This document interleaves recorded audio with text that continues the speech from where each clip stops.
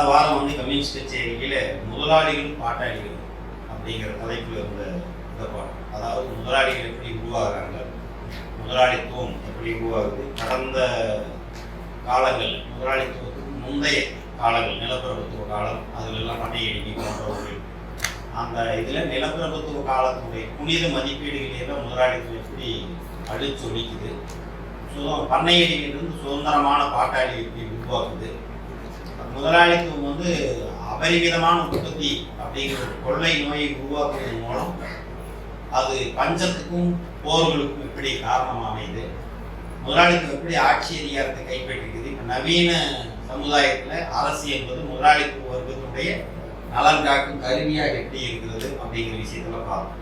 இந்த முறை 2வது அத்தியாயமான பாட்டாளிகளும் கம்யூனிஸ்டுகளும் அப்படிங்கிற அத்தியாயத்தை அதுல முதலாளிகளும் பாட்டாளிகளும் அப்படின்னு சொல்லியிருக்காரு. பாட்டாளிகளுக்கும் கம்யூனிஸ்டுகளுக்கும் இடையே இருக்கிற உறவு என்ன, அடுத்தது முதலாளித்துவவாதிகள் கம்யூனிஸ்ட் மேல் வைக்கிற குற்றச்சாட்டு என்ன, அதுக்கு பதில் என்ன அப்படிங்கிறத இந்த அத்தியாயம் முழுக்க மார்க் சொல்றாரு. இப்போ பல்வேறு தொழிலாளர் நலன் காக்கிற கட்சிகள், பல்வேறு கட்சிகள் மார்க்ஸ் காலத்தில் தொழிலாளி வர்க்க கட்சி, அவைகளிலிருந்து கம்யூனிஸ்டுகள் எங்க வேறுபடுகிறார்கள் அப்படின்னு மார்க்ஸ் சொல்றாரு. அதாவது வந்து கம்யூனிஸ்டுகளுக்கு வந்து பாட்டாளி வர்க்க நலனை தவிர வேறு எந்த விதமான நலனும் இருக்க முடியாது, இல்லை என்று விவரிக்கிறார். கம்யூனிஸ்டுகளுக்கு பாட்டாளி வர்க்கத்தின் நலனை தவிர வேறு நலன்கள் கிடையாது. ஒன்று. 2வது, பாட்டாளி வர்க்கத்தை தேசிய இனம் கடந்து, அதாவது பல்வேறு இனங்கள் வசிக்கிற ஒரு நாடா இருந்தாலும் சரி, இப்போ மொழி மதம் ஜாதி இந்த பல்வேறு பிரிவுகளாக மக்கள் பிரித்து வைக்கப்பட்டிருந்தாலும் பாட்டாளிகள், அவர்கள் எல்லாருக்குள்ளும் பாட்டாளி வர்க்கம் என்கிற ஒரு பொதுத்தன்மையோடு தேசிய இனத்தை கடந்து, நாம் இங்க சொன்ன மொழியை கடந்து, மதத்தை கடந்து, சாதியை கடந்து, இன்னொரு அடையாளங்களை கடந்து பாட்டாளி வர்க்கத்தினுடைய நலன்களை முன்னுக்கு கொண்டு வருவதுதான் கம்யூனிஸ்டுகளை வேறு தொழிலாளி வர்க்க கட்சியிலிருந்து வேறுபடுத்தி காட்டுகிறது. ஒண்ணு. அடுத்தது, பாட்டாளி வர்க்கம் முதலாளித்துவத்தை எதிர்த்து நடத்துகிற வர்க்க போராட்டம் என்பது படிப்படியாக நடக்கக்கூடியது. ஒவ்வொரு காலகட்டத்திலும் பாட்டாளி வர்க்க இயக்கத்தினுடைய நலன்கள் தான் எல்லாருக்கும் அடிப்படை என்று அந்த நலன்களை காப்பாற்றுவது. இது பாட்டாளி வர்க்க கம்யூனிஸ்டுகள் மற்ற தொழிலாளர் வர்க்க கட்சியிலிருந்து வேறுபடுகிற இடம். அடுத்தவங்க இன்னொன்னு என்ன பண்றாங்கன்னா, கம்யூனிஸ்டுகள் மட்டும்தான் ஒரு வைராக்கியம் பெற்ற பகுதி பாட்டாளிகள், ஒரு முன்னேறிய பிரிவினராக ஒட்டுமொத்த பாட்டாளி வர்க்கத்தையும் வர்க்க போராட்டத்துடைய முன்னணிக்கு உந்தி தள்ளுகிறவர்களாக, பாட்டாளி வர்க்கத்தினுடைய வர்க்க போராட்டத்தினுடைய நடைமுறைகள் எப்படி இருக்கும், இறுதி விளைவு எப்படி இருக்கும் என்று காண்பதில் மற்ற எல்லாரை விட அனுகூலம் பெற்றவர்கள். அதாவது இவர்களுக்கு தான் இன்னும் வாய்ப்பு கூடுதலானது. ஏன்னா கம்யூனிஸ்ட் தத்துவம் ஒரு தத்துவம் நம்ம கையில் இருக்கிறதுனால பாட்டாளி வர்க்கம் முதலாளி வர்க்கத்தோடு மோதும் போது என்ன நடைபெறும், இறுதியில் அது என்ன விளைவுகளை ஏற்படுத்தும் என்று பார்ப்பதில் மற்ற எல்லாரோட கம்யூனிஸ்டுகளுக்கு தான் வாய்ப்பு அதிகம் என்று சொல்றார் மார்க்ஸ். இந்த அடிப்படையில் கம்யூனிஸ்டுகள் வேறுபடுகிறார்கள். இன்னொன்று, கம்யூனிஸ்டுகளுக்கு 3 விதமான நலன்கள் இருக்கிறது இந்த பாட்டாளி வர்க்கத்துக்கு. ஒன்று, பாட்டாளி வர்க்கத்தை ஒரு வர்க்கமாக உருப்பெற செய்வது. இப்போ பாட்டாளி வர்க்கம் இருக்குதுன்னு வச்சுக்கோங்க, பாட்டாளி வர்க்கத்துக்கு வந்து பல்வேறு விதமான நலன்கள் அவங்க கிட்ட, அவங்க பல்வேறு விதமான அடையாளங்களோடு அவர்கள் ஒன்றிணைக்கப்பட்டிருப்பாங்க. அவர்களை என்னவா நாம மாற்ற வேண்டியது இருக்குது, நீங்கள் ஒரு வர்க்கம், இங்கு ஒரு வர்க்க போராட்டம் நடக்கிறது, முதலாளித்துவ வர்க்கத்துக்கு எதிராக பாட்டாளிகள் என்பவர்கள் அவர்கள் வந்து ஒரு மொழியின் காரணமாகவோ, மதத்தின் காரணமாகவோ, இனத்தின் காரணமாகவோ, என்ன பிரிவின் காரணமாகவோ அவர்கள் இருந்தாலும் கூட அந்த அடையாளம் அல்ல. நீ ஒரு வர்க்கம் என்று அடையாளப்படுத்தி அவர்களை வர்க்க ரீதியாக அணிந்திருப்பது, ஒரு வர்க்கத்தினராக உருமாற்றம் செய்வது. அது கம்யூனிஸ்டுடைய முதல் கடமை. 2வது கடமை முதலாளித்துவத்தை வீழ்த்துவது. 3வது கடமை பாட்டாளி வர்க்கத்துக்கு அரசியல் ஆட்சி அதிகாரத்தை கைப்பற்றி வென்றெடுத்து சொல்வது. இதுதான் கம்யூனிஸ்டுகளுக்கு பாட்டாளிகளுக்கு இடையே உறவுல மிக முக்கியமான 3 கடமைகள் கம்யூனிஸ்டுகள் நிறைவேற்றுறாங்க. ஒன்று, பாட்டாளி வர்க்கத்தை ஒரு வர்க்கமாக உருப்பெற செய்வது. 2வது, முதலாளித்துவத்தை வீழ்த்துவது. 3வது, பாட்டாளிகளுக்கு அரசியல் மேலாண்மையை பெற்றுத்தருவது. இந்த 3 தான் கம்யூனிஸ்டுடைய வேலை என்று சொல்றாங்க. அப்போ இதையெல்லாம் செய்வதற்கு கம்யூனிஸ்டுகளுக்கு தத்துவார்த்த ஆயுதமாக மார்க்சியம் இருக்கு. இந்த தத்துவம், கம்யூனிஸ்ட் தத்துவம் எங்கிருந்து எடுக்கப்பட்டது என்று மார்க்ஸ் சொல்றார். அதாவது யாராவது ஒரு சீர்திருத்தக்காரர், இவரு இல்ல அவரு, அந்த மாதிரி ஒரு சீர்திருத்தக்காரர் கற்பனையில் எழுதியதோ அல்லது அவரோட அறிவிலிருந்து கண்டுபிடிச்சதோ அவைகளில் இருந்து எடுத்துக்கொண்ட அடிப்படைகள் அல்ல மார்க்சிய தத்துவம். மார்க்சிய தத்துவம் என்பது நடைபெற்றுக் கொண்டிருக்கிற வர்க்க போராட்டத்தினுடைய விளைவுகளில் இருந்து எடுக்கப்பட்டது என்று மார்க்ஸ். அதாவது யாரோ பெரிய அறிஞர் இல்ல சீர்திருத்தவாதி இந்த சமூகத்தை மாற்றி அமைக்கிறேன்னு சொல்றவரு அவரு கண்டுபிடிச்சதோ அல்லது அவருடைய கற்பனையில் அமைந்ததோ அல்ல, அல்லது அந்த கருத்துக்களை அடிப்படையாக கொண்டதும் அல்ல. நடைமுறையில் முதலாளித்துவத்துக்கும் பாட்டாளி வர்க்கத்துக்கும் இடையில நடக்கிற வர்க்க போராட்டத்திலிருந்து கிடைக்கிற விளைவுகளின் காரணமாக மார்க்சிய தத்துவம் உருவாகி இருக்கிறது என்று சொல்றோம். வர்க்க போராட்ட முடிவுகளில் இருந்து உதித்தெழுந்திருக்கிறது என்று சொல்றோம். அப்ப அந்த முடிவு என்ன? கம்யூனிஸ்ட் கட்சியினுடைய கம்யூனிஸ்ட் தத்துவத்தினுடைய கட்சியில கம்யூனிஸ்ட் தத்துவத்தினுடைய இறுதி இலக்கு என்ன அப்படின்னு சொன்னா பொதுவா சொத்துடைமை ஒழித்தல் அப்படின்னு சொல்வதல்ல மார்க்ஸ். ஏன்னா இப்ப சொத்துடைமைங்கிறது காலகாலமா மாறிட்டே வருது. ஒரு காலத்துல நிலப்பரப்பு சொத்துடைமை மன்னர்கிட்ட இருந்த சொத்துக்கள் இன்னைக்கு என்ன ஆயிடுச்சு, அவங்க கிட்ட இல்லை. போன கூட்டத்திலேயே நம்ம சொன்னோம், பெரிய மன்னர்கள் எல்லாம் ராஜராஜ சொன்னோம், மன்னர்களுடைய சொத்துக்கள் எல்லாம் இன்னைக்கு என்னாச்சுன்னு தெரியலன்னு சொன்னோம். அப்ப வரலாற்று வழியிலேயே அது மாறி வந்திருக்கிறது. இந்த சுரண்டல், வர்க்க பகைமை, வர்க்க போராட்டத்துடைய இறுதியான கட்டமாக முதலாளித்துவம் இருக்கிறது. இந்த சொத்து தனி சொத்துடைமையாக மாறுகிற இறுதி கட்டம் முதலாளித்துவம் தான். எனவே கம்யூனிஸ்டுகளுடைய இலக்கு முதலாளித்துவ தனி சொத்துடைமை ஒழித்தல். பொதுவா சொத்துடைமை ஒழித்தல் சொல்லக்கூடாது, தனி சொத்துடைமை, குறிப்பாக முதலாளித்துவ தனி சொத்துடைமை ஒழித்தல் என்பதுதான் நம்முடைய கடமை, கம்யூனிஸ்ட் தத்துவத்தினுடைய லட்சியம் என்று மார்க்ஸ் சொல்றார். அப்ப இந்த தனி சொத்துடைமை ஒழித்தல் அப்படின்னு சொல்லி கம்யூனிஸ்ட் தத்துவத்தில் சொன்ன உடனே முதலாளிகள் சில பல கேள்விகளை வைக்கிறாங்க நம்ம கம்யூனிஸ்ட் தத்துவத்தை எதிர்த்து. அது என்ன அப்படின்னா, மக்கள் ஒவ்வொரு தனி மனிதனுக்கும் அவனுடைய தனி சொத்து தான் தனித்த அடையாளம். அவனை ஒரு சுயேட்சையானவனாக, சுதந்திரமானவனாக, யாரையும் சார்ந்து வாழாதவனாக நிலைநிறுத்தியிருக்கிறது இந்த தனி சொத்து தான். அப்ப அவனுடைய செயல்பாடு, அவனுடைய வாழ்க்கை முறை எல்லாத்தையும் தீர்மானிக்கிறதாக இந்த தனி சொத்து இருக்குது. இதை ஒழிக்கிறாங்கிறாங்க கம்யூனிஸ்டுகள். இது எப்படி நியாயமா இருக்கு? அப்ப தனி மனிதனோட சுதந்திரத்தையும் இது ஒழிக்கிற மாதிரி ஆயிடாதா அப்படின்னு முதலாளி கேள்வி எடுத்தார். அப்படின்ட்டு அவர் சொல்றார். இந்த முதலாளிக்கு எந்த தனி சொத்தை சொல்றாங்க? ஒருவேளை முதலாளித்துவ சமூகத்துக்கு முந்தைய காலத்துல சிறு கைவினைகள், சிறு விவசாயிகள் இவங்கெல்லாம் வச்சிருந்த தனி சொத்தையா அப்படின்னு மார்க்ஸ் கேள்வி எடுக்கிறார். அதாவது முதலாளி சொல்றானுங்க, ஐயோ நீங்க தனி சொத்து ஒழிக்கிறீங்களே, தனி மனித சுதந்திரம் போயிருக்கிறீங்களே, எந்த தனி சொத்து? முதலாளித்துவ சமூகத்துக்கு முன்னாடி கைவினைஞர்கள் இருந்தாங்க, இப்போ கைத்தொழில் செய்கிறவர்கள் இருந்தாங்க. நானெல்லாம் குழந்தையா இருக்கும்போது ஸ்கூல்ல என்ன சொல்லுவாங்கன்னா, கைத்தொழில் ஒன்றை கற்றுக்கொள், கவலை உனக்கில்லை ஒத்துக்கொள் அப்படின்னு சொல்லி தருவாங்க. ஏதாவது சைக்கிள் ரிப்பேர் பண்றது, டைலரிங், இந்த மாதிரி விஷயங்கள் சொல்லி தந்துருந்தாங்க. இன்னைக்கெல்லாம் அதுக்கு ஏதாவது தேவைகள் இருக்கா? அப்படி ஒரு சின்ன வேலையை கற்றுக்கிட்டு யாராவது வேலை செய்ய முடியுமா? டெய்லர் கடை வச்சிருந்தோம்னா உட்பட் பனியன் கம்பெனிக்கு வேலைக்கு போகிற கண்டிஷன் தான் இல்லைங்களா?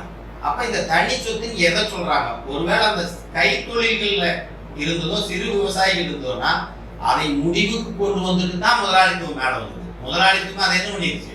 ஒழிச்சிருச்சு அந்த தனி சொத்து. அடுத்தவர் என்ன கேட்கிறாரு, இந்த முதலாளித்துவ சமூகத்துல சொத்தை உருவாக்குவோர் யார்? பாட்டாளி. பாட்டாளிகளுடைய உழைப்புக்கு பேர் கூலி உழைப்புன்னு பேர். இந்த கூலி உழைப்பு சொத்தை உருவாக்குதா என்று மார்க்ஸ் கேள்வி கேட்கிறார். இல்லை, கூலி உழைப்பு மூலதனத்தை தான் உருவாக்குகிறது என்று மார்க்ஸ். அது சொத்தை உருவாக்குவதில்லை. ஏன்னா கூலிக்கு வேலைக்கு போறவன் அவனுக்கு என்ன சொத்தை வச்சுக்கிறான். ஒருவேளை சொத்துன்னு சொன்னா, இப்ப நம்ம சொல்ற ஒரு வீடு, அந்த வீட்டில் ஒரு டிவி, ஒரு ஃப்ரிட்ஜு, ஒரு மோட்டார் சைக்கிள் அப்படின்னு சொன்னா இது சொத்து அல்ல, இது அவனுடைய அத்தியாவசிய தேவை, அவனுடைய சொத்து. கூலி உழைப்பு 10 10 இருக்கு. ஒரு பொருள் வாங்கினா அதுக்கு டியூ கட்டி முடிச்சோம்னா அடுத்த பொருள் வாங்குறதுக்கு சரியா இருக்கு. சம்பளம் வாங்கினா போன இதுலயே சொல்றாரு, சம்பளம் வாங்கி கூலி இவனை கசக்கி பிழிந்து கூலி கொடுத்த பின்னாடி வீட்டுக்கு அந்த சம்பளத்தை வாங்கிட்டு வந்தாங்கன்னா வீட்டு வாடகை, அடகு வச்சிருக்கிறாங்க, மளிகை கடை, வட்டி வாங்கினவன் இவனெல்லாம் பிடிக்கிட்டு போயிடுவான். கடைசியில எண்ணி பார்த்தா கையில் ஒண்ணும் இருக்காது. அப்படிங்கும்போது கூலி உழைப்பானது சொத்தை உருவாக்காது. அது என்ன செய்யுது? மூலதனத்தை தான் உருவாக்குது. இந்த மூலதனம் என்ன செய்யுது? மேலும் மேலும் இவனை சுரண்டி கொண்டே இருப்பதுதான் அதனுடைய வேலையாக இருக்குது. ஒரு கட்டத்துல இந்த சாதாரண இந்த குடும்பம் இந்த இதெல்லாம் சின்ன சின்ன பொருட்கள் வச்சிருக்கணும்ல, இதை கூட விட்டு சரியான முதலாளித்துவம் விரும்புகிற வரைக்கும் தான் அவனுக்கு கூலி. தூக்கி கம்பெனியிலிருந்து வெளியே வீசிருச்சுன்னா, இப்போ கம்பெனியில் வந்து டிஸ்மிஸ் பண்றதுன்னு சொன்னாங்கன்னா, அதாவது வேலையிலிருந்து அவனை நீக்கிறதுன்னு சொன்னா எந்த பேரில் நீக்கிறது, அதை வந்து பொருளாதார மரண தண்டனை அப்படின்னு தொழிற்சங்கத்தில் குறிப்பிடுவாங்க. ஒரு மனிதனுக்கு மரண தண்டனை கொடுத்தா அவனோட உயிர் எடுத்துடுறான், அவனோட வாழ்க்கை முடிஞ்சிருச்சு. போயிட்டு இருக்கிற வேலையிலிருந்து அவனை நிறுத்தியாச்சுன்னு சொன்னா அவனுக்கு பொருளாதார ரீதியாக மரண தண்டனை கொடுக்கப்பட்டதுன்னு அவனால் நீ பிழைக்க முடியாதுன்னு. அப்போ ஒரு மனிதன் உயிரோடு இருக்கிறதும் வாழதான் வேண்டாமான்னு முடிவெடுக்கிற இடத்துலையும் முதலாளித்துவம் தான் இருக்கு, மூலதனம் தான் இருக்கு. அப்ப இந்த மூலதனத்தை வந்து சொல்றேன். இந்த மூலதனம்னா என்ன, கூலி உழைப்புனா என்னன்னு சின்ன பாயிண்ட் சொல்றேன். மூலதனம்னு என்னன்னா, கூலி உழைப்பை சுரண்டாமல் மேற்கொண்டு வளர முடியாத சொத்துக்கு பேர் மூலதனம். அப்படின்னு தொடர்ந்து சுரண்டி கொண்டே வளர்ந்து கொண்டே இருக்கிறதுக்கு பேர் தான் மூலதனம். அந்த மூலதனம் என்ன பண்ணுது? கூலி உழைப்பை தொடர்ச்சியாக சுரண்டுகிறது. அப்ப இந்த சுரண்டல் எப்படி நடக்கிறது அப்படின்னா, முன்ன வந்து ஒரு ஆள் தன்னுடைய அளவுல வேலை செஞ்சு ஒரு தனி சொத்தை உருவாக்கணும்.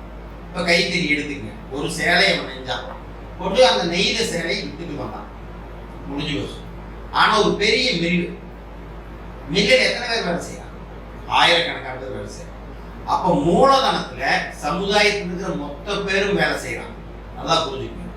மூலதனத்தை உருவாக்குவதற்கு சமுதாயத்தில் இருக்கிற மொத்த மக்களுடைய கூலி உழைப்பும் தேவைப்படுகிறது. அப்ப மூலதனம் என்பது உண்மையில் சமுதாயம் எல்லோரும் சேர்ந்து உருவாக்குகிற பொது சொத்து. ஆனா அது என்னவா மாறுது? முதலாளிகளுடைய தனி சொத்தாக மாறிவிடுகிறது. அப்ப நாம கம்யூனிஸ்ட்ல என்ன சொல்றோம்? இந்த மூலதனம் என்கிற பொது சொத்தை எல்லோருக்குமான சமுதாய சொத்தாக மாற்றணும் என்றுதான் கம்யூனிஸ்ட் தத்துவம். தனிநபருடைய சொத்து கூலி உழைப்பாளி பாடுபட்டு சேர்த்த சொத்தை உழைப்பதல்ல, சமூகம் மொத்தமும் சேர்ந்து உருவாக்கி இருக்கிற மூலதனம் என்கிற பொது சொத்தை சமூகம் முழுமைக்குமாக மாற்றுவது, அதனுடைய வர்க்க தன்மையை இழக்க செய்வது என்று மாற்று. இப்ப சமூகத்தை பூரா சேர்ந்து உருவாக்கின சொத்து முதலாளித்துவ வர்க்கத்துக்கு சொந்தமானதாக இருக்கிறது. அதை மொத்த சமுதாயத்துக்குமானதாக மாற்றுவது என்றால் என்னன்னா, முதலாளித்துவ வர்க்கம் அதனுடைய சொத்து என்கிற தன்மையை இழக்க செய்கிற வேலையை தான் நாம் செய்ய போறோம் அப்படின்னு அவருக்கு பதில் சொல்றாரு. அடுத்து கூலி உழைப்புன்னு என்ன? கூலி உழைப்பினுடைய மறுவடிவும் குறைந்தபட்ச கூலி. குறைந்தபட்ச கூலின்னு என்ன? ஒரு மனிதன் தான் உயிர் வாழ்வதற்கும் மறுநாள் போய் தன்னுடைய வேலையை செய்கிற அளவுக்கு தனக்கு உடம்புல சத்தை சேர்த்துக் கொள்வதற்கும், தனக்கு பின்னாடி தன்னை போலவே ஒரு கூலி அடிமையை உருவாக்குவதற்கான குடும்பத்தை பராமரிப்பதற்கு தேவையான இருக்கிற கடை நிலையில் இருக்கிற அது மிக குறைந்தபட்சமா எவ்வளவு தேவைப்படுதோ அதுக்கு பேர் குறைந்தபட்சம். இவனை காப்பாற்றிக் கொள்வதற்கு, அதாவது இவன் உயிர் வாழ்வதற்கு தேவையான உணவை எடுத்துக்கொள்வதற்கு, மறுநாள் வேலை செய்வதற்கு தேவையான சத்தை எடுத்துக்கொள்வதற்கு, இவனை போலவே குழந்தைகளை பெற்று இந்த சமூகத்துக்கு கூலி அடிமைகளாக அனுப்புவதற்கு தேவையான, குடும்பத்தை பராமரிப்பதற்கு தேவையான குறைந்தபட்ச தொகைக்கு பேர் தான் குறைந்தபட்சம். இதை பெற்றுக்கொண்டு இவன் மூலதனத்தை உருவாக்கி இந்த சமூகத்துக்கு பாடுபட்டு சமூகம் முழுமையும் பாடுபட்டு முதலாளிகள் கையில கொடுக்கிறார் அந்த வேலையை செய்வதற்கு பேர் தான் கூலி உழைப்பு. அப்ப என்ன சொல்றாருன்னா, கூலி உழைப்பு என்னவா இருக்குதுன்னா, முதலாளித்துவ சமூகத்தில் உயிருள்ள உழைப்பு யாரு?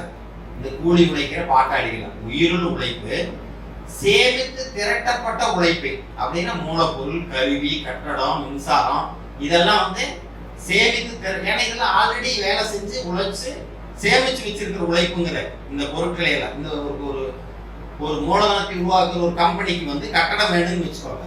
கட்டடம் இருந்தால் தான் உள்ளுக்குள்ள மெஷின் வச்சு வேலை செய்யணும். அப்போ இந்த கட்டடம் என்னன்னா ஆல்ரெடி ஒரு 100 பேரை 200 பேரை 500 பேரை உழைச்சிருப்பான். அந்த உழைப்பு இந்த கட்டடமாக சேமிக்க. ஒரு மெஷின் செஞ்சிருக்க அங்க ஒரு 10-100 தொழிலாளி வேலை செஞ்சு மெஷின் உற்பத்தி பண்ணியிருப்பான். அந்த மெஷின் என்பது அந்த தொழிலாளியுடைய சேமித்து திரட்டப்பட்ட உழைப்பு. மூலப்பொருள் தேவைன்னு வச்சுக்கோங்க. அந்த மூலப்பொருள் என்பது ஏற்கனவே இன்னொரு இடத்துல உழைத்து எடுத்துட்டு வந்துடும். ஒரு இரும்பு இரும்பை கொண்டு வந்து இங்கே உருக்குறாங்கன்னா அந்த இரும்பை வெட்டி எடுத்திருப்பாங்க. எங்கேயோ மலைகளில் எங்கேயோ சுரங்கத்தில் வெட்டி எடுத்திருப்பாங்க ஜனங்க தொழிலாளி அந்த உழைப்பு. அப்போ இதெல்லாமே ஆல்ரெடி சேமித்து திரட்டப்பட்ட உழைப்பு. இந்த உழைப்பு கூலி உழைப்பை சுரண்டுகிறது. எங்க? முதலாளித்துவ சமூகத்தில் இந்த சேமித்து திரட்டப்பட்ட உழைப்பு கூலி உழைப்பின் மேல ஆதிக்கம் செலுத்துகிறது. ஆனா கம்யூனிஸ்ட் சமுதாயத்தில் எப்படி இருக்கிறாங்கன்னா சேமித்து திரட்டப்பட்ட உழைப்பு உயிருள்ள உழைப்பு. இந்த பாட்டாளிகளுடைய வாழ்க்கை வளம் பெறுவதற்கு அந்த சேமித்து திரட்டப்பட்ட உழைப்பு பயன்படுது. நல்லா புரிஞ்சுக்கங்க. முதலாளித்துவத்துக்கும் கம்யூனிஸ்ட் வித்தியாசம் சொல்றாரு. முதலாளித்துவத்துல இந்த மூலதனம் என்று சொல்லப்படுகிற மெஷினு, கட்டடம், மூலப்பொருள், மின்சாரம், போக்குவரத்து போன்ற சேமித்து வைக்கப்பட்ட உழைப்பு உயிருள்ள உழைப்பை சுரண்டுகிறது. கம்யூனிஸ்ட் சமுதாயத்துல இந்த சேமித்து திரட்டப்பட்ட உழைப்பு என்பது இப்ப இருக்கிற உயிருள்ள உழைப்பை வளம் பெற செய்வதற்காக பயன்படுத்தப்படும். இதுல எல்லாம் உற்பத்தி பண்ணி கொண்டு போய் லாபம் எடுத்து தனிநபர் கொண்டு போறதுக்கு அது உண்டாகும். எல்லா மனிதனுடைய நலனுக்காகவும் அது பயன்படும் என்று சொல்றார். அப்போ முதலாளித்துவ சமூகத்தில் கடந்த காலம் நிகழ்காலத்தின் மீது ஆதிக்கம் செலுத்தும். கடந்த காலம்ங்கிறது சேமித்து திரட்டப்பட்ட உழைப்பு, நிகழ்காலம்ங்கிறது உயிருள்ள உழைப்பு. கடந்த காலம் நிகழ்காலத்தின் மீது ஆதிக்கம் செலுத்தும். கம்யூனிஸ்ட் சமுதாயத்தில் நிகழ்காலம் கடந்த காலத்தின் மீது ஆதிக்கம், பாட்டாளிகள் அந்த மூலதனத்தின் மீது ஆதிக்கம் செலுத்துவார் அப்படின்னு சொல்லி அவர் சொல்றாரு. இதை சொல்லும் போது அவங்க என்ன பண்றாங்க? இல்ல இதெல்லாம் சொன்னாலும் கூட தனி சொத்து ஒழிச்சாச்சுன்னா தனி மனிதனோட சுதந்திரம் போயிருக்குல்ல அப்படின்னு அவங்க சொல்றாங்க. கூலி அடிமையா இருக்கிற மனிதர்களுக்கு என்ன சுதந்திரம் இருக்கிறது? அப்ப யாருக்கு சுதந்திரம் இருக்கிறது?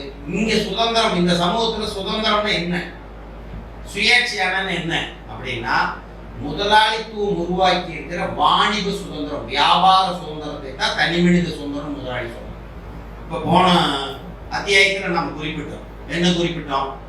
இதுவரைக்கும் சில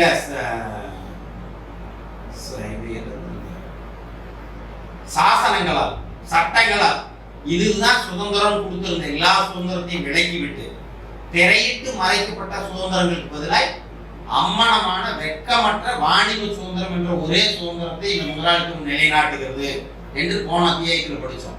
அந்த சுதந்திரத்தை தான் முதலாளி என்னங்கிறாங்க தனி மனித சுதந்திரம் என்று பேசுறாங்க. அப்ப என்ன நடக்குது? இந்த சுதந்திரம்னா என்ன, முதலாளித்துவ சுதந்திரம்னா என்ன அப்படின்னா வாங்குவதிலும் விற்பதற்கும் இருக்கிற சுதந்திரத்துக்கு பேர் தான் முதலாளி சுதந்திரம். அதை அவன் எங்க கொண்டு வந்து தனி மனித சுதந்திரத்தை வரை கொண்டு வந்து பொருத்தி காமிக்கிறான். ஏன் அந்த விற்பதற்கு வாங்குவதற்கு சுதந்திரம்னா அதற்கு முன்னாடி காலத்துல நிலப்பிரபுத்துவ சமூக காலத்துல விற்பனைக்கு உற்பத்திக்கும் கட்டுப்பாடு இருந்தது. குறிப்பிட்ட அளவுக்கு மேல உற்பத்தி செய்ய முடியாது, செய்யக்கூடாது, வாங்கக்கூடாது, வாங்க முடியாது என்கிற நிலை இருக்கு. முதலாளித்துவம் அதை உடைத்து தடையில்லா போட்டி என்று ஒன்றை கொண்டு வரும்.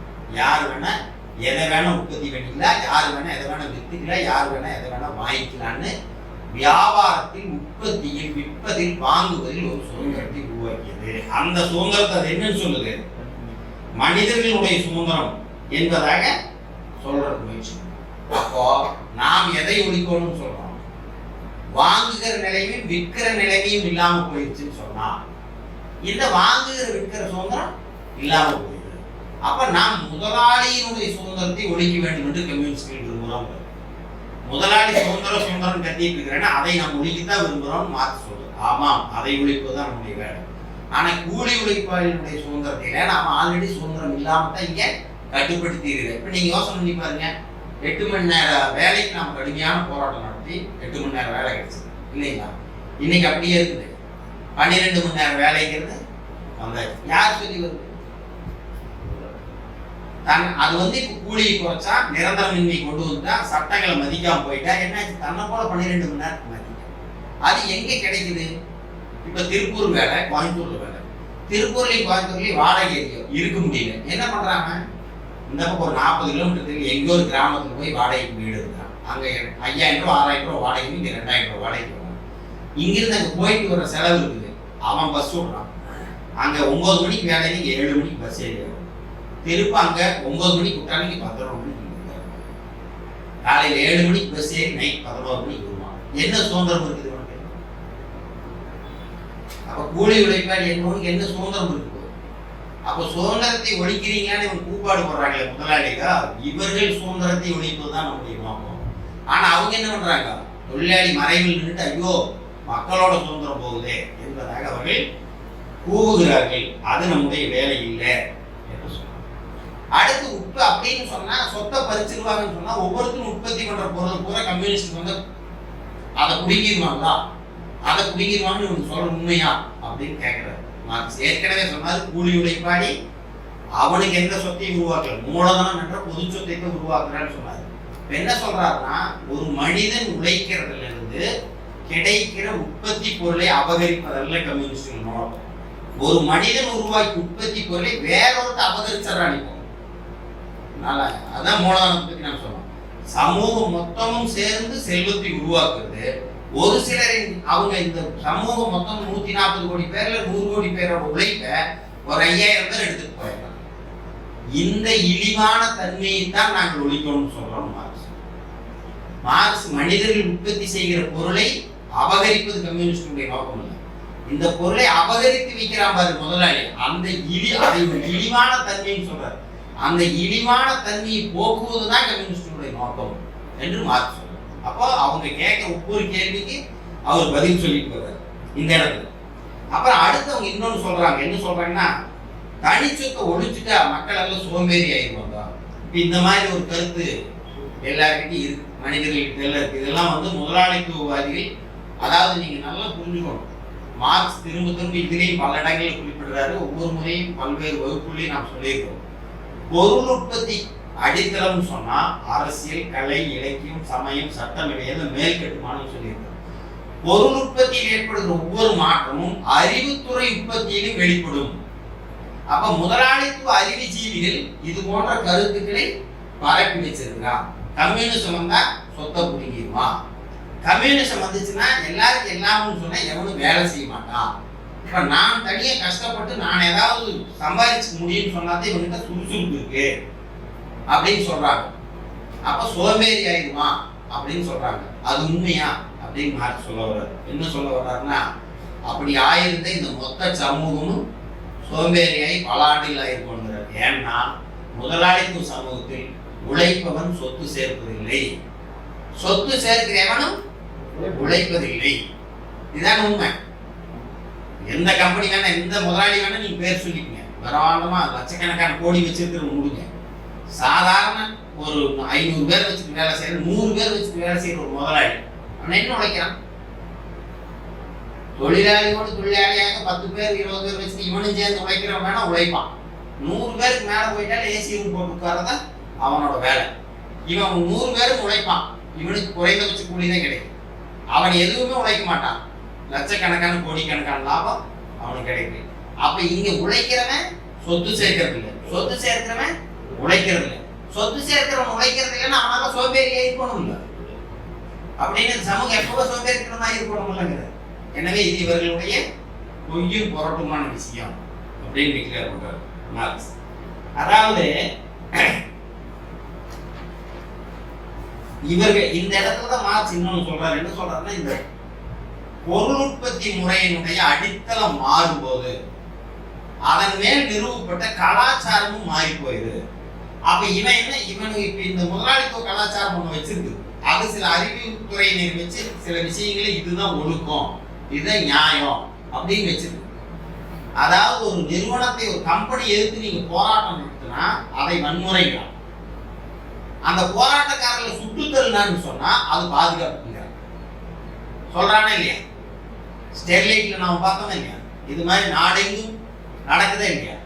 அப்ப இதையான ஒரு ஒழுங்கு, ஒரு கலாச்சாரம், இதான் நியாயம், இதான் இங்க பண்பாடு, இங்கதான் ஒழுக்கம், இதுதான் சட்டம் அப்படின்னு நிறுவி வச்சிருக்கிறான். எதனால் நிறுவி வச்சிருக்கிறான்?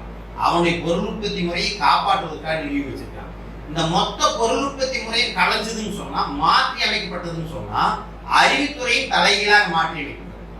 அப்ப அவருடைய வர்க்க கலாச்சாரம், இப்ப இருக்கிற முதலாளித்துவ வர்க்க கலாச்சாரம் மாறி போயிருக்கு. எனவே அவர்கள் புலம்புகிறார்கள். அவர் இறுதியே சொல்றாரு, மார்க்ஸ் என்ன சொல்றாருன்னா, இவனுக்கு இந்த எல்லா புலம்புகளுக்கு அடிப்படை என்ன, தனிச்சொத்தை ஒழிச்சிருவாங்கிறத இவனுக்கு திருப்பி திருப்பி பல்வேறு வழியில் சொல்லிட்டு இருக்கிறாங்க. இவனோட நோக்கம் என்ன, திருப்பி சொல்றது ஐயோ தனி சொத்து ஒழிஞ்சு போகுமே, தனி சொத்து ஒழிஞ்சதுன்னா என்னுடைய தனிப்பட்ட வாழ்க்கை முறை போயிருமே, இந்த அதிகாரம் போயிரும், ஆட்சி அதிகாரத்தில் இருக்கிறது போயிரும், சலுகைகள் போயிரும். ஒரு மனிதன் 3000 கோடி ரூபாய்க்கு ஒரு தனி நபர் வீடு கட்டிக்க முடியாது, 10,000 கோடி ரூபாய்க்கு தனி நபர் ஒரு விமானம் வாங்கிக்க முடியாது இல்லைங்களா? ஒரு பாட்டில் தண்ணி 900 ரூபாய்க்கு 2000 ரூபாய்க்கு 3000 ரூபாய்க்கு வாங்கி குடிக்க முடியாது. இதெல்லாம் தான் அவங்களுடைய தனிப்பட்ட சலுகை, தனிப்பட்ட வாழ்க்கை முறைகள் இல்லைங்களா? ஒரு இங்கிருந்து ரயில்ல சாதாரண வகுப்பு மெட்ராஸ்க்கு அப்படின்னா 110 ரூபா. தனி நபரை ஒரே ஒருத்தர் ஏசி ஃபர்ஸ்ட் ஏசி அப்படின்னு ஒரு ஆளுக்கு ஒரு பெட்டு போறது 3000 ரூபா. அந்த 3000 ரூபாயில போற சலுகை இருக்கு பாத்தீங்களா, அது எல்லாருக்கும் கிடைக்கும்னு சொல்லு கம்யூனிஸ்ட் சமூகம். எல்லாருக்கும் கிடைக்க வரைக்கும் இவனும் அவர்களோடு ஒருவராக மாற்றப்படுவதை ஏற்கிறது கிடையாது. அந்த வர்க்கம் போய் அந்த வர்க்கத்தினுடைய சிறப்பு சலுகைகள் போயிடும். பார்த்துடனே முதலாளி பார்த்துடனே அங்கே முதலாளி வர்றாரு எந்திரிச்சு நிக்கிறது போயிடும். சமூக ரீதியை என்ன வேணா பண்ணலாம் என்பது போயிடும். அப்ப இந்த கலாச்சாரமே மாறி போயிடும் என்பதனால்தான் அவங்க வந்து இந்த விஷயத்தை இது பண்றாங்க. இந்த விஷயத்தை இது பண்ணிட்டு அவங்க என்ன இன்னொன்னு முக்கியமா சொல்றாங்கன்னா, சமயம், ஒழுக்க நெறி, சட்டம் இது மாதிரி விஷயங்கள் எல்லாம் இவங்க கலைக்க பாக்குறாங்க அப்படின்னு சொல்றாங்க. உண்மையை மார்க்ஸ் என்னங்கிறாருன்னா, சமயம், ஒழுக்க நெறி, சட்டம் இதெல்லாம் வந்து உன்னோட முதலாளித்துவ வர்க்கத்துடைய கருத்து நிலையிலிருந்து நீ பார்க்காத, சரிங்களா? அதான் ஒவ்வொருத்தரும் ஒவ்வொரு விதமான பார்வையிலிருந்து பார்க்கணும். அது நேற்று கூட ஒரு இது படிச்சுனாங்க, காட்டில் இருக்கிற புல்லு இருக்குது இல்லை, புல்லு, அந்த புல்லுகிட்ட போய் யார் கொடூரமானவர்கள் கேட்டா சிங்கம் புலி கொடூரமானவங்களா, ரொம்ப நல்லவங்களா, ஆடு மாடுதான் கொடூரமானது அப்படிங்குமா. ஏன்னா சிங்கம் புலி புல்ல திங்கி போகிறது, ஆடு மாடுதான் புல்ல திங்கிது. புல்லோட பார்வையிலிருந்து பார்த்தா யார் கொடூரமானவங்க? ஆடு மாடுதான் கொடூரம். அப்ப இவர்கள் முதலாளித்துவ பார்வையிலிருந்து பார்த்தா, அவர்களுடைய கருத்து நிலையிலிருந்து பார்த்தா, அவங்க பொருட்பத்தியுடைய அடித்தளத்தில் ஏற்பட்ட சமயம், சட்டம், ஒழுக்கம், பண்பாடு, கலாச்சாரத்தை எல்லாம் அந்த இடத்துல இருந்து வச்சுட்டு பார்க்காதீங்களா. இது காலகாலத்துக்கும் மாறிக்கொண்டே இருக்கிறது. இது ஒவ்வொரு சமூகம், அதாவது இந்த வாழ்க்கை நிலைமைங்கிறது எதில் உருவாகுது? வரலாற்று பொருள் முதல்வாரத்தில் மார்க்ஸ் அதைத்தான் கண்டுபிடிச்சாரு. சிந்தனை வாழ்க்கை நிலைமைகளை உருவாக்காது, வாழ்க்கை நிலைமைதான் சிந்தனைகளை உருவாக்கும். இதை நாம் பலமுறை எடுத்து சொல்லியிருக்கோம். நிலப்பிரபு மன்னராட்சியில் இருந்த சட்டம் வேறு, மக்களாட்சியில் இருக்கிற சட்டம் வேறு. அப்ப இருந்த ஜனநாயகம் என்பது வேறு, இப்ப இருக்கிற ஜனநாயகம் என்பது வேறு. அப்ப இருந்த ஒழுக்கம் வேறு, இப்ப இருக்கிற ஒழுக்கம் வேறு. அப்ப இருக்கிற கலாச்சாரம் வேறு, இப்ப இருக்கிற கலாச்சாரம் வேறு. அப்ப இது காலகாலத்துக்கும் உற்பத்தி முறைகளோடு இணைந்து மாறிக்கொண்டே வந்து கொண்டிருக்கிறது என்று. எனவே நீ உன்னோட பார்வையில் இருந்து இதை சொல்லாத என்று மார்க்ஸ் சொல்றாங்க. அவங்க அடுத்து என்ன சொல்றாங்க இன்னொன்னா, இப்படி மார்க்ஸ் சொல்ற பதிலுக்கு அவங்க இன்னொன்னு சொல்றாங்க. என்ன சொல்றாங்கன்னா, இல்ல சிலதெல்லாம் சில மாற்றம் அடைஞ்சாலும் கூட சட்டம், ஒழுக்கம், இந்த இதெல்லாம் வந்து அறநெறி இதெல்லாம் மாறாது, இது எப்பவுமே சாஸ்வதமானது, நிலையானது, நிரந்தரமானது அப்படிங்கிறாங்க. மார்க்ஸ் என்ன சொல்றாருன்னா, அப்படி நிரந்தரமானது என்று ஒன்று கிடையாது, மாறும், எல்லாமே மாறிக்கொண்டே இருக்கும், மாற்றம் ஒன்றே மாறாதது. ஏன்னா அதை நீங்க இயக்கவியல் பொருள்வாக்கு, வரலாற்று பொருள்வாக்கு, எல்லா பொருளும் இயங்கிக் கொண்டே இருக்கிறது, இயங்குவதால் மாறிக்கொண்டே இருக்கிறது, மாறுவதால் வளர்ந்து கொண்டே இருக்கிறது. இதுதான் இயக்கவியல் பொருள்வாக்கினுடைய அடிப்படை. இதே போல வரலாறு இயங்கிக் கொண்டே இருக்கிறது, மாறிக்கொண்டே இருக்கிறது, வளர்ந்து கொண்டே இருக்கிறது. எனவே சாஸ்வதமானது, நிலையானது அப்படின்னு ஒன்று கிடையாது என்று மார்க்ஸ் அவங்களுக்கு இதில் சொல்றாரு. இதெல்லாமே எதுக்கு சொல்றாருன்னா, பாட்டாளிகளும் கம்யூனிஸ்டுகளுங்கிற தலைப்புல முதலாளித்துவவாதிகள் என்னென்ன குற்றச்சாட்டு வச்சாங்களோ அந்த குற்றச்சாட்டில் கம்யூனிஸ்டுகள் பாட்டாளிகளுக்கு சொல்ல வேண்டிய பதிலாக இதை சொல்றாரு. அடுத்து அவங்க என்ன சொல்றானுங்க, கம்யூனிஸ்ட் எல்லாமே பொதுங்கிறானுங்க. அப்படி பொதுன்னு சொன்னா பெண்களை பொதுவாக்கிடுவாங்க எல்லாருக்கு என்று சொல்றாங்க முதலாளித்துவவாதி.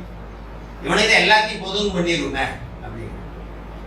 அதுக்கு மார்க்ஸ் என்ன பதில் சொல்றாருன்னா, நாம் எதை பொதுவாக்குவோம் சொன்னோம்னா, சொத்தை, பொது சொத்து தனிநபருக்கு சுரண்டிட்டு இருக்கிறத பொதுவாக மாற்றுவோம் நாம் சொன்னோம். இந்த கட்டடத்தை பொதுவாக்குவோம் சொன்னோம், இந்த கம்பெனியை பொதுவாக்குவோம் சொன்னோம், இந்த நிலத்தை பொதுவாக்குவோம் சொன்னோம், இந்த மூலப்பொருளை பொதுவாக்குவோம் சொன்னோம், இயற்கை வளங்களை பொதுவாக்குவோம் என்று சொன்னோம். குறிப்பாக பொருள் உற்பத்திக்கு தேவைப்படுகிற பொருள்களை பொதுவாக்குவோம் என்று சொன்னோம். இவன் பெண்களை பொதுவாக்குவோம் சொல்றான்னா, இவன் பெண்களை வெறும் பொருளாக பார்க்கிறான், ஒரு பண்டமாக பார்க்கிறான் முதலாளித்துவவாதி. எனவே என்ன சொல்றா, பெண்களை பொதுவாக்கிறீங்க, இந்த பொருள்கள் மாதிரி இதுவும் ஒரு தன்னுடைய அடிமை, தனக்கு அடிமையும் கூட உயிர் வாழ்து, இது ஒரு பொருள், வெறும் பண்டம், ஒரு சேர் டேபிள் மாதிரி கட்டல் மாதிரி இவன் வீட்டு இருக்குதுன்னு நினைக்கிறான். எனவே இவன் என்ன சொல்றான், பெண்களை பொதுவாக்கிடணும். பெண்கள் மனிதர்கள், அவர்கள் உயிருள்ள ஜீவிகள், அவர்கள் ஆண்களுக்கு இணையானவர்கள் என்று கம்யூனிஸ்ட் சமுதாயம் சொல்லும். அப்ப இவனுங்க என்னென்னலாம் பொய் சொல்லிக்கிறான்னு பாரு கம்யூனிஸ்ட். அதுக்கு எல்லாத்துக்கும் அப்ப என்னென்ன பொய்கள் சொன்னாங்க அதுக்கு எல்லாத்துக்கும் பதில் வருது. ஒவ்வொரு காலகட்டத்திலும் மார்க்சியத்துக்கு எதிராக பேசப்படுகிற பொய்களுக்கு, வதந்திகளுக்கு, மார்க்சியத்தை திரிப்பவர்களுக்கு, புரிஞ்சுங்களா, இவர்களுக்கெல்லாம் ஒவ்வொரு காலகட்டத்திலும் நம்ம பதில் சொல்லணும். சொல்லலைன்னா நாம் அந்த மயக்கத்தில் போய் வீழ்ந்துட்டு தவறான வழிக்கு நாம் போயிடும். அப்போ மார்க்ஸ் அன்றைய காலகட்டத்தில் இருந்த இதை சொல்றாரு. அடுத்தவங்க சொல்றானுங்க குடும்பத்தை ஒழிச்சிடுவாங்க கம்யூனிஸ்ட் வந்தா என்று சொல்றாங்க. அது ஏன்னா எங்க கை வச்சா ஜனங்களுக்கு பிரச்சனை ஆகுமா அங்க கம்யூனிஸ்ட் என்ன பண்ணுவான் அப்படின்னா வந்தானே என்ன பண்ணுவான். முன்னால ஒரு காலத்துல சொல்லியிருந்தேன், என்ன பண்ணுவானா கம்யூனிஸ்டோட போகாதீங்க, போனா அடித்தடி ரகலையில் கொண்டு விட்டுருவானுங்க, ஸ்ட்ரைக்கு போராட்டம் ஆயுதம் கொண்டு விட்டுருவானுங்க, குழந்தை வீணா போயிடு, படிக்கவே நல்லா இருக்கு அப்படின்னு சொன்னாங்க. அப்பெல்லாம் தொடர்ச்சியா பில்லுங்க அங்கேயும் இங்கேயும் போராட்டம் நடக்குது. பார்த்தேன் கம்யூனிஸ்ட்னால போராட்டம். அப்போ போராடுனா ஜெயிலுக்கு போவோம், நாங்கள் வந்து உன்னுடைய வாழ்க்கை, உன்னுடைய குழந்தை வாழ்க்கை நல்லா இருக்காது அப்படின்னா. அப்போ இது ஒவ்வொரு காலகட்டத்திலும் ஆளும் வர்க்க அறிவுஜீவிகள் சினிமாவில், நாடகத்தில், சிறுகதையில், நாவலில், கவிதையில் எல்லாத்துலேயும் இந்த மாதிரி பிரச்சாரங்களை தொடர்ந்து பண்ணிட்டு இருக்கிறாங்க. இது முதலாளித்துவ கலை வடிவம். இதற்கு எதிராக பண்ணுகிற கலை வடிவத்துக்கு பேர் தான் முற்போக்கு கலை வடிவம். ஆளும் வர்க்க கருத்துக்களுக்கு எதிரான கருத்தை சினிமாவில், நாடகத்தில், சிறுகதையில், நாவலில், கவிதைகள் சொல்வதற்கு பேர் தான் முற்போக்கு கலை வடிவம். புரிஞ்சுங்களா? அப்போ இவங்க எங்கே வர்றானுங்க ஜனங்கிட்ட, யோ இருக்கிறதுலையே இப்போ குடும்பம் தான் ரொம்ப அற்புதமான ஒரு வடிவம், அதை இவங்க உடச்சி ஒன்றுமெல்லாம் பண்ணிடுவாங்க அப்படின்னு சொல்லி. ஆனால் உண்மையிலேயே போன அத்தியாயத்திலேயே மார்க்ஸ் என்ன சொன்னார், குடும்பத்தினுடைய உணர்ச்சி நய முகத்திரையை முதலாளித்துவம் கிழித்து விடுகிறது, குடும்ப உறவை வெறும் காசு பண உருவாக சிறுமைப்படுத்தி விடுகிறதுன்னு சொன்னார். அப்ப இந்த குடும்பத்துக்கு இப்ப இருக்கிற முதலாளித்துவ குடும்பத்துக்கு எது அடிப்படைன்னு கேட்கிறார் மார்க்ஸ். எது அடிப்படை? நாமெல்லாம் பணம் சொல்றோம், பணம் பரிமாற்றத்துக்கான வடிவம் தான். மூலதனம் அடிப்படை. மூலதனம் என்ன? பணத்துடன் சேர்த்து உற்பத்தி கருவிகள் எல்லாம் சேர்ந்ததுக்கு பேர் தான் மூலதனம். அந்த மூலதனம் தான் இந்த குடும்பத்துக்கு அடிப்படையாக இருக்கிறது. அது இந்த குடும்பத்தை ஏற்கனவே மிக ஒழுக்கக்கேடானதாக சீரழித்து வைத்திருக்கிறது. இன்னும் சொல்ல போனா முதலாளித்துவ சமூகத்தில் தான் விபச்சாரம் பெருகி கிடக்கிறது என்று அதற்கு முந்தைய சமூகங்களை விட. ஏன்னா இந்த சமுதாயத்தினுடைய மூலதனம் அப்படி ஒரு நிலையை உருவாக்கி வைத்திருக்கிறது. அப்புறம் குழந்தைகள் இது என்ன பண்ணுது, மீண்டும் உழைக்கிற அடிமைகளாக வியாபார பண்டங்களாக மாற்றுகிறது. மார்க்ஸ் சொல்றது. நம்ம இப்ப என்ன சொல்றோம், எல்லாரும் குழந்தைங்க நல்லா படிங்க, நல்லா படி, நல்லா படிச்சு ஏதோ ஒரு நல்ல வேலைக்கு போகும். இவனே என்ன சொல்றான், ஐயோ குடும்பமாட்டு இருக்காதுங்கிறான். இப்ப குழந்தைங்க கூட படிச்சுட்டு எங்க இருக்குது, அந்தந்த ஊர்ல ஏதாவது வேலை இருக்கா? எங்கேயோ வேலை தேடி பையன் ஒரு 20-22 வயசு வரைக்கும் வளர்த்திட்டு வர்றது, ஒரு 10-12-16 வயசு வரைக்கும் ஸ்கூல் வரைக்கும் குழம்பமா இருப்பாங்க. 16 ஒரு 20-21 வரைக்கும் தான் அவன் வாலிப வயது இருக்கு, ஆணோ பெண்ணோ. அந்த சமயத்துல தான் குடும்பத்தோட உறவு மனசு விட்டு பேச முடியும். 21 முடிஞ்சதுன்னு வச்சுங்க வேலை கிடைக்கும். அவன் எங்கிறது எந்தெந்த ஊர்ல வேலை, பூனே இருக்குது, பம்பாய் இருக்குது, டெல்லி இருக்குது, கல்கத்தா இருக்குது. டெல்லியில் இருக்கிற கோயம்புத்தூர்ல வேலை இருக்குது, திருப்பூர்ல வேலை இருக்குது. அப்ப எவனும் குடும்பத்தோடய இருக்க முடியாதபடி பண்றதுதான் முதலாளித்துவத்துடைய வேலை. அப்படித்தான் இருக்குது. எந்த குடும்பத்துல நீங்க நல்லா படிச்சிருக்கிறா, நல்லா படின்னு சொன்னாங்க, இவங்கதான் நல்லா கஷ்டப்பட்டு அவனை படிக்க வச்சாங்க.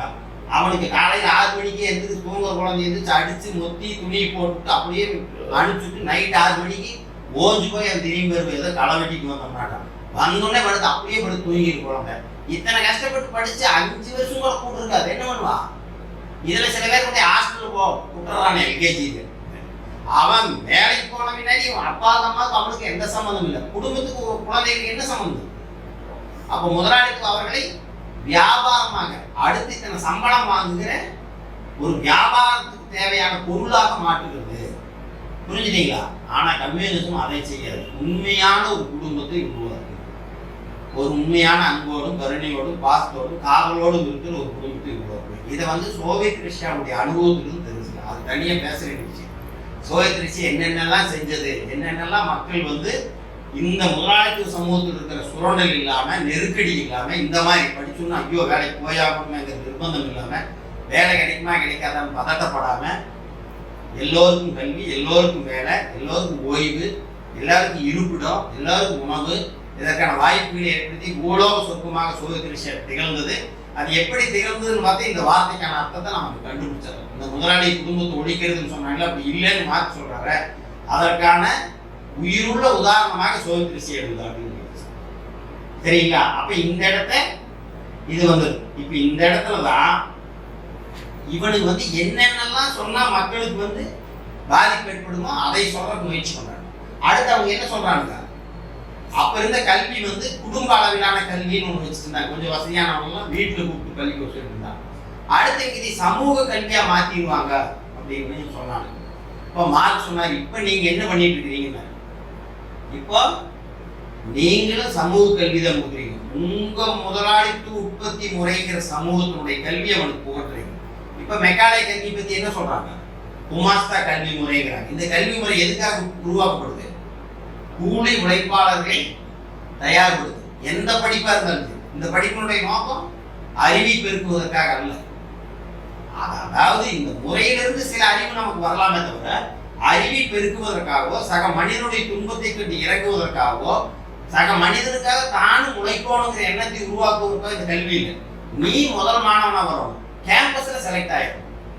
1000 பேர் படிச்சுட்டு இருக்கிற காலேஜ்ல 50 பேர் கேம்பஸ் செலக்ட் ஆகும். இந்த 1000 பேர் எதை நோக்கி போட்டி போடுறாங்க? அந்த 50 இடங்களை நோக்கி போட்டி போடுறவர்களா தான் உருவாக்கப்படுறாங்க.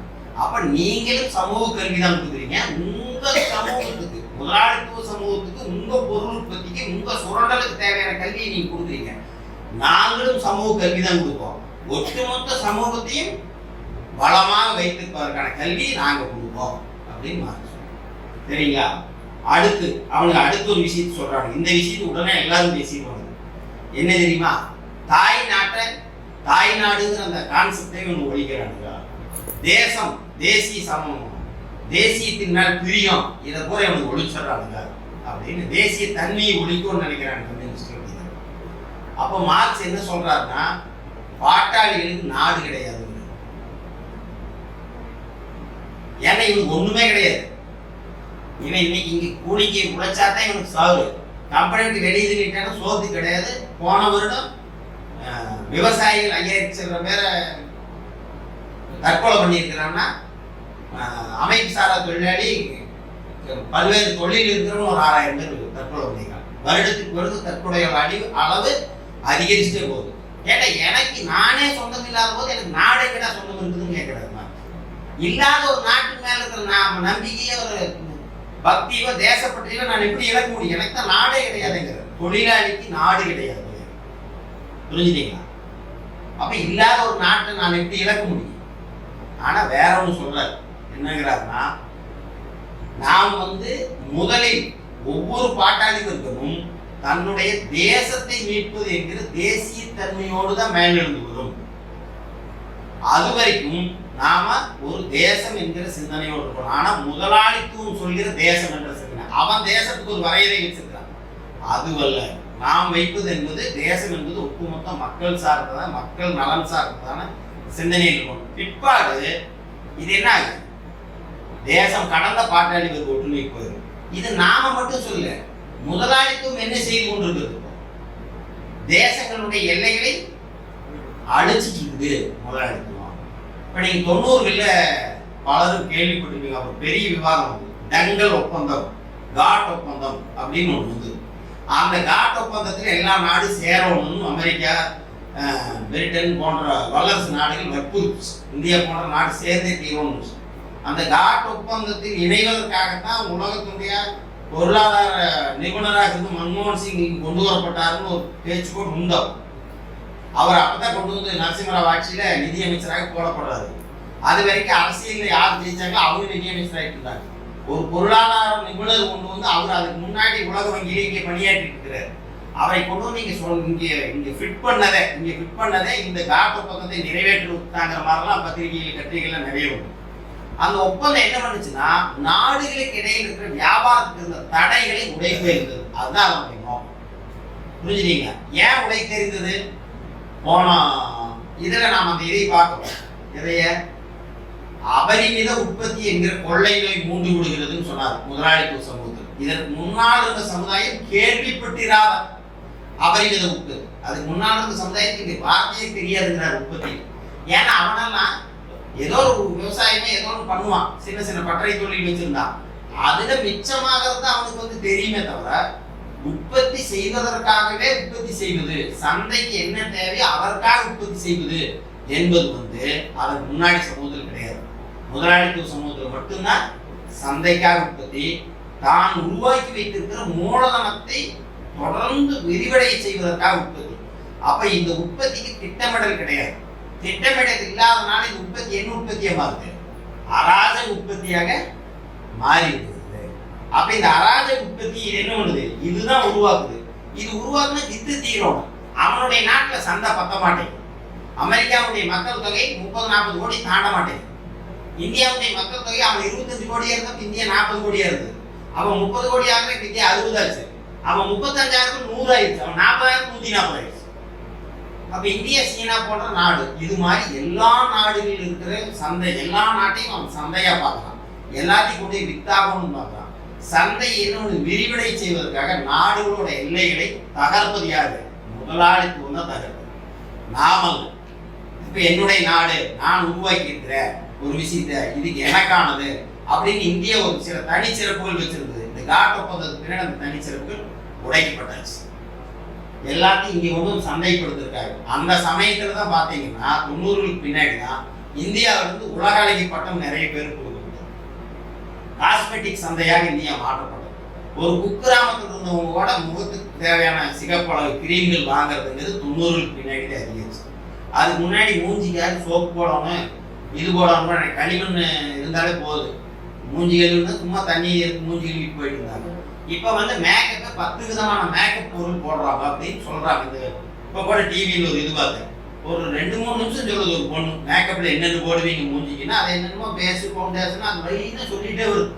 அப்படின்னா அத்தனை பொருளை விற்கிறதுக்கான சந்தை இது. இங்க இந்தியா 140 கோடி பேர்ல கிட்டத்தட்ட 60-65 கோடி பேர் பெண்கள். அதுல ஒரு 50 கோடி பேராவது இந்த முக அழகு சாதனங்களை வாங்குவதற்காக அழகுபடுத்துவதற்கான விஷயத்தை நோக்கி நகரணும்னு சொல்லி இந்த டங்கல் ஒப்பந்தத்தில் இறக்குமதிக்கான வரிகள் நீக்கப்பட்ட பின்னாடி தான், இந்த சந்தை விரிவடைந்த பின்னாடி தான் இந்தியாவில் பயங்கர அழகிகள் இருக்கிறதா காட்டுவதற்காக உலக அழகி பட்டங்கள் கொடுக்கப்பட்டது. அப்ப எந்தெந்த ஊர்ல சந்தை பிடிக்கணுமோ அந்தந்த ஊர்ல எல்லாம் போய் அந்தந்த ஊர்ல ஒரு உலக அழகி பட்டத்தை உருவாக்கணும். இந்த சினிமாவில் இந்த டிவியில பாட்டு பாடுறதுக்கெல்லாம் நிகழ்ச்சி நடக்குது பாத்தீங்களா, அதுல சில ஊரை தேர்ந்தெடுப்பான் அந்த டிவிக்காரன். ஏன்னா அந்த ஏரியால வேற ஒரு டிவி போட்டி டிவி இருந்துச்சு. இப்போ ஒரு உதாரணத்துக்கு கொங்கு பகுதி, கோவை, திருப்பூர், ஈரோடு, இப்படி ஒரு 3 மாவட்டம் இருக்குதுன்னு வச்சுங்க. இந்த 3 மாவட்டத்துல ஒரு டிவி, சுரேந்தர் டிவி ஃபேமஸா இருக்குதுன்னு வச்சுங்க. இன்னும் சரவணன் டிவிக்கார் என்ன நினைப்பாங்க, இங்க ஒரு பாட்டு போட்டு நடத்தி இங்க ஒரு ஆளுக்கு கொடு அப்படின்னா இங்க போய் அடிக்கடி இங்க இருக்கிறவங்க உங்க ஊர் பொண்ணு அது இது நடித்தான்னு வச்சுங்க, நம்ம ஊர் பொண்ணு கொடுத்துருக்கான பாருன்னா அடுத்த தடவை இவன் டிவி பார்க்க ஆரம்பிச்சுக்கோ. இதே வேலை தான் அவனுக்கு. அப்ப இந்த நாடு என்கிற கான்செப்டை யார் உடைக்கிறான்? முதலாளித்துவ உற்பத்தியை உடைச்சு முறிக்கிடும். முதலாளித்துவ உற்பத்தியை நாடுகளுக்கு இடையிலான எல்லைகளை உடைச்சு தெரியுது இந்த விஷயத்தை. ஆனா நாம் என்ன சொல்றோம், மார்க்சியம் என்ன சொல்லுதுன்னா, இது இந்த நாடுங்கிற கான்செப்டை முதலாளித்துவ எல்லைகளை உடைக்கிறது எதுக்கு? வளர்ந்த நாடு வளர்ந்து கொண்டிருக்கிற நாட்டை, ஏழை நாட்டை சுரண்டுவது. இங்க எப்படி ஒரு முதலாளி பல ஆயிரம் தொழிலாளிகளை சுரண்டுறானோ அப்படி ஒரு வல்லரசு நாடு பல 100 ஏழை நாடுகளை வளர்முக நாடுகளை சுரண்டுகிறது. அப்போ மார்க்சியம் சொல்லுது, தனிநபருடைய சுரண்டலை எந்த அளவுக்கு ஒழிக்கப்படுகிறதோ அந்த அளவுக்கு ஒரு நாடு இன்னொரு நாட்டை சுரண்டலை ஒழிக்கப்பட்டுவிடும் என்று மார்க்ஸ் சொல்றாரு. எனவே நாம் தனிநபர் சுரண்டலை ஒழிக்கும் போது நாடு ஒரு நாட்டை ஒழிக்கிற சுரண்டல் ஒழிக்கணுங்கிறோம். இவங்க அது தாங்க முடியாம என்ன பண்றாங்க, இவங்க தாய் நாட்டை மேல பக்தி இல்லாம பண்றாங்க, தேசபக்தி இல்லாம பண்றாங்க என்கிற குற்றச்சாட்டை நம்ம மேல தூக்கி இவங்க வீசுறாங்க அப்படின்னு சொல்றாங்க. அப்ப இவங்க இதெல்லாம் சொல்லிட்டு இருக்கும் போதே இவங்க என்ன பண்றாங்கன்னா, இந்த மாற்றங்களை இவங்க ஏற்றுக்க முடியாத ஒரு சிக்கலுக்கு இவங்க ஆளாகிறாங்க. இந்த ஆளாகும் போது இதெல்லாம் இப்படித்தான் வரும். போன இதுல என்ன சொன்னார், முதலாளிகளும் பாட்டாளிகள் முதலாளித்துவம் அபரிமிதமான உற்பத்தி செய்ய தன்னை மிஞ்சி உற்பத்தி கருவிகள் உருவாக்கிடு. அந்த உற்பத்தி கருவி முதலாளித்துவத்துக்கு எதிராகவே மாறும். அதை கையாளுகிற அந்த ஆயுதங்களை கையாளுகிற பாட்டாளி வர்க்கத்தையும் முதலாளித்துவம் தான் உருவாக்கும். தனக்கு எதிரான ஆயுதங்களையும் அந்த ஆயுதங்களை பிரயோகிக்கிற பாட்டாளிகளையும் முதலாளித்து உருவாக்குன்னு சொன்னார். சரி, இப்படி எல்லாம் வந்து ஒரு வேளை நம்ம கைக்கு ஆட்சி அதிகாரம் வந்துட்டா என்னென்ன செய்யணும் அப்படின்னு ஒரு 10 பாயிண்ட சொல்றாரு நடைமுறையில. இதைத்தான் முன்னுரையிலேயே மார்க்ஸ் ஏங்கல்ஸ் சொல்றாங்க. என்ன சொல்றாங்கன்னா, இதுவரைக்கும் சொன்ன தத்துவங்கள் அன்றும் இன்றும் என்றைக்கும் மாறாது. ஆனால் பின்னாடி நாங்க சொல்ற நடைமுறை என்பது காலத்துக்கு ஏற்ப மாறுபடும். இப்ப இதுல ஒரு 10 விதமான இது சொல்றாரு. இதெல்லாம் போக போக பல்வேறு மாற்றங்களுக்கு உள்ளாகும். இருந்தாலும் அந்த 10 என்னன்னு சொல்லிடலாம். நிலத்துல சொத்துடைமையை ஒழிக்கிறது, வாடகை அதான் குத்தகை மாதிரி விஷயங்களை பொது காரியத்துக்கு பயன்படுத்துறது, இந்த வரியை ஒழுங்குபடுத்துறது, பரம்பரை வாரிசு உரிமையை இருக்கிற சொத்துடைமையை ஒழிக்கிறது, நாட்டை விட்டு வெளியேற அதை பார்த்துக்கு இப்ப அது இருக்குமா அப்படிங்கறது இதுதான் மாறும்னு சொல்லுது. அப்போ கம்யூனிஸ்ட் ஆட்சி பிடிக்கும் போது பல முதலாளி நாட்டை விட்டு ஓடி போயிருவாங்க. அவனோட சொத்து இங்க இருக்கு, அதை பூரா ஜப்தி பண்ணிடுவோம். இதெல்லாம் அந்த காலத்துல இப்ப எப்படி மாறும்னு சொல்ல முடியாது. அடுத்தது அரசு மூலதனத்துடன் தனி உரிமையான ஏகபோகம் கொண்ட தேசிய வங்கிகளின் மூலமாய் கடன் செலாவணியை அரசின் கைகளில் ஒரு சேர மையப்படுத்துறதுங்கிறாரு. போக்குவரத்து சாதனங்களை அரசு எடுத்துக்கிறதுங்கிறாரு. உற்பத்தி கருவிகள் ஆலைகள் நிலங்களை எடுத்துக்கிறதுங்கிறாரு. உழைப்பை எல்லாருக்கும் பொதுவா சரிசமமாக்குறதுங்கிறாரு. விவசாயத்துறைய தொழில்துறையோட இணைக்கிறதுங்கிறாரு. எல்லா குழந்தைகளுக்கும் பொது கல்வி அப்படிங்கிறாரு. இப்பதான் எல்லா குழந்தைகளுக்கும் பொது கல்விங்கிறது முதலாளித்துவ ஜனநாயக நாட்டிலே வந்துருச்சு. அதனால இதுல சில மாற்றங்கள் ஏற்படும். அடுத்து என்ன அப்படிங்கறதான் முக்கியமா சொல்றாரு மார்க்ஸ். இது இப்ப நாம சொல்றத சுருக்கமா சொல்றதா பின்னாடி விவரிச்சு நிறைய எழுதுறாங்க. மார்க்ஸ் ஏங்கல்ஸ் எழுதுறாங்க. ஏங்கல்ஸ் விஞ்ஞான கற்பனாவாத சோசலிசம் விஞ்ஞான சோசலிசம் ஒரு நூல் எழுதுறாரு. பாட்டாளி வர்க்க சர்வாதிகாரம் லெனின் எழுதுறாரு, ஸ்டாலின் எழுதுறாரு. இது எல்லாமே இந்த ஒரு 2 பேரால முடிஞ்சு போயிடும். என்னன்னா, இப்படி முதலாளித்துவத்துக்கு எதிராக பாட்டாளி வர்க்கம், எந்த பாட்டாளி வர்க்கம், ஒழுங்கமைந்த பாட்டாளி வர்க்கம் என்ன பண்ணு, இந்த உற்பத்தி கருவிகளை பொது சொத்தாக மாற்றிடும், பொதுவாக்கி அரசை கையில் எடுத்துக் கொள்ளும், அரசியல் மேலாண்மையை தக்க வைத்துக் கொள்ளும், ஆட்சி அதிகாரத்தை கைப்பற்றிக் கொள்ளும். புரிஞ்சுங்களா? அரசு அப்படின்னா என்ன அப்படின்னு சொன்னா, ஒரு வர்க்கம் இன்னொரு வர்க்கத்தை ஒடுக்குவதற்காக உருவாக்கப்பட்ட ஒரு கருவிக்கு பேர் தான் அரசு. அப்ப ஒழுங்கமைந்த பாட்டாளி வர்க்கம் அரசை கையில் எடுத்தால் அதுவும் ஒரு ஒடுக்குமுறை கருவியாக குறைந்தபட்சம் நீடிக்கும். யாருக்கு எதிராக? முதலாளி வர்க்கம், இந்த ஆட்சி கவிழ்க்க நினைக்கிற சிறுபான்மையான முதலாளி வர்க்கம். இப்ப இருக்கிற அரசு என்னவா இருக்குது? சிறுபான்மையான முதலாளிகளுடைய நலன் காக்கக்கூடிய இவர்களுடைய பெரும்பான்மையின் மேல் செலுத்தப்படுகிற சர்வாதிகாரமாக இருக்கிறது. இப்ப இருக்கிற அரசு சிறுபான்மை முதலாளிகளின் நலன் காப்பதற்காக சிறுபான்மை முதலாளிகளுடைய ஆட்சி அதிகாரம் பெரும்பான்மை தொழிலாளிகள் மேல் தன்னுடைய சர்வாதிகாரத்தை செலுத்துகிறது. இப்ப இருக்கிற அரசு பாட்டாளி வர்க்க அரசு அமைந்தால் பெரும்பான்மை தொழிலாளிகளுடைய நலன் காக்கக்கூடிய அதை எதிர்க்கிற சிறுபான்மை முதலாளித்துவ வர்க்கத்துக்கு எதிராக தன்னுடைய ஒடுக்குமுறை நிறுவுகிற அரசாகும். இது என்ன செய்யும்னா, கொஞ்ச நாள்ல ஏதோ முதலாளி வர்க்கத்துக்கு ஒடுக்கிறது நம்முடைய வேலையில வர்க்கங்களை இல்லாமல் செய்யும். இந்த ஒழுங்கமைந்த பாட்டாளி வர்க்க அரசு வர்க்கம் என்பதை இல்லாமல் பண்ணிவிடும். இதுவரைக்கும் வர்க்கம் நீடிப்பதற்கான ஒரு காரணம் இருந்துட்டு, ஏன்னா சுரண்டல் இருந்துட்டு, சுரண்டலை இது இல்லாமல் செய்தால் வர்க்கம் என்ற அமைப்பை வர்க்கத்தை ஒழித்து விடும். வர்க்கத்தை ஒழித்த பின்னாடி அரசு என்பதற்கான தேவை இல்லாமல் போகும். இந்த நிலையை பாட்டாளி வர்க்க கையில் எடுத்துக்கொண்டு செய்யுங்கிறார் மார்க்ஸ்.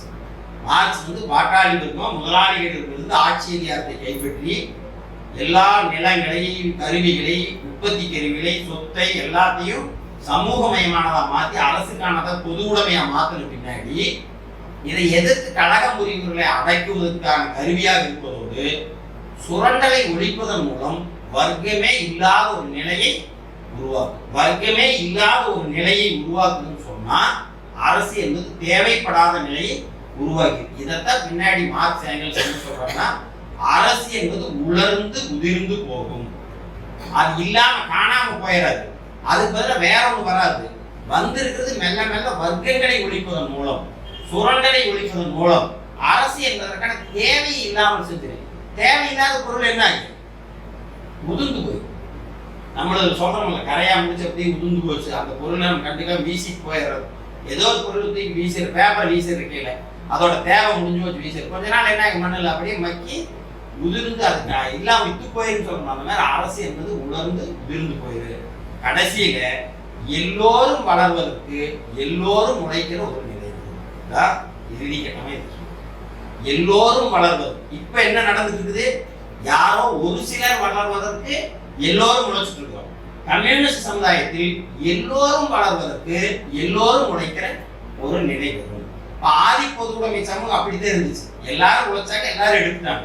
ஆனா அது ஆரம்ப வடிவத்துக்கு இருந்தது. இப்ப இது உச்சபட்ச வளர்ந்த வடிவத்துக்கு. அது ஸ்டார்டிங் பாயிண்ட், இது எண்டு பாயிண்ட். இந்த சுரண்டல் இது முடிஞ்ச பின்னாடி என்ன ஆகுது?